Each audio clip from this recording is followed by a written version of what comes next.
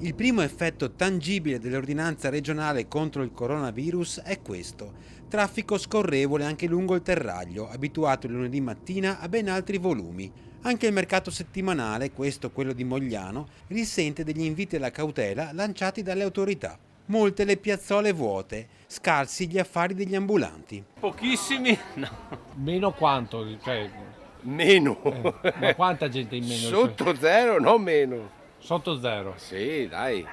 Le strade vuote, siamo alle 10 del mattino. Il mercato non va. Posso già mettere via, sono a posto. La clientela non c'è, gli ambulanti nemmeno.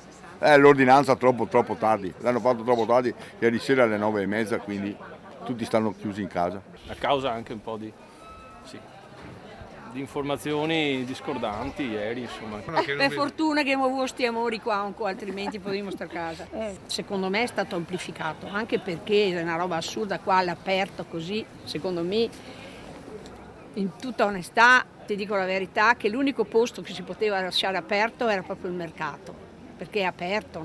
Altrimenti ci godiamo tutti quanti a casa e trasformiamo quello che magari è una cosa, per carità, una certa gravità, però non bisogna abbattersi, ecco. Poca anche la gente che scende in strada. Per chi lo fa, buon senso e corrette precauzioni bastano a vincere la paura. Prendo le mie precauzioni in casa, ma non ha la mascherina però. in farmacia non è. Anche se abbiamo paura, cosa dobbiamo fare? Un po' di ansia c'è, però bisogna anche farsene una ragione e un po' di prudenza. Forza di sentire gli altri, per forza, ti viene paura. Però vedo che non c'è nessuno con la mascherina. No. Sì, avevano detto la mascherina, Ma che se mascherina non la trovi in farmacia. Che mascherina che si vede in giro non è che sia tanto valida. Ma allora non bisogna andare neanche al supermercato e nei ristoranti, bisogna stare a casa tutti. Però magari la mascherina. Trovarla. Signora, lei usa la sciarpa al posto della mascherina? Esatto, ha capito tutto. Certo, bisogna sconfiggere l'allarmismo. È troppo sti poveri cani che aveva qua, cosa mani? Aria.